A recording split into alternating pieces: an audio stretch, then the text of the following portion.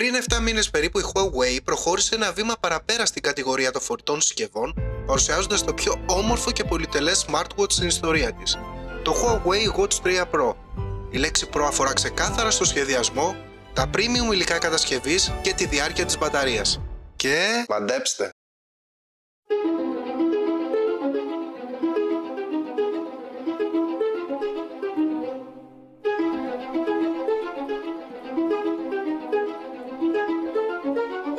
Ναι, σωστά μαντέψατε. Έχω στα χέρια μου την έκδοση με το δερμάτινο λουράκι. Ας προχωρήσουμε στο unboxing της συσκευής.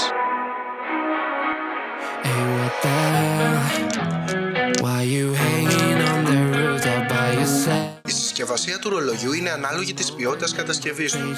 Είναι ίσως το πιο όμορφο ρολόι που κυκλοφορεί αυτή τη στιγμή. Αφήνω για λίγο στην άκρη το Watch 3 Pro και ας δούμε τι άλλο υπάρχει μέσα στη συσκευασία. Βρίσκουμε το σακουλάκι που περιέχει τη βάση φόρτισης και τα γνωστά βιβλιαράκια που δεν διαβάζει ποτέ κανένας.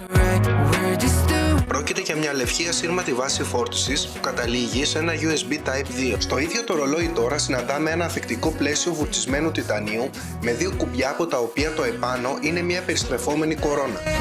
Είναι ένα 48 χιλιοστό ρολόι που η οθόνη του προστατεύεται με ζαφύρι τόσο από χτυπήματα όσο και από γρατσουνιές. Εκτός από την έκδοση με το δερμάτινο λουράκι που εγώ προτίμησα, υπάρχει και μία με μεταλλικό. Στο κάτω μέρος μπορούμε να δούμε την κεραμική επίστρωση που φιλοξενεί τους βιομετρικούς αισθητήρες, καθώς και την πιστοποίηση από τη Huawei ότι πρόκειται για γνήσιο δέρμα. Ας ενεργοποιήσουμε το Watch 3 Pro για πρώτη φορά.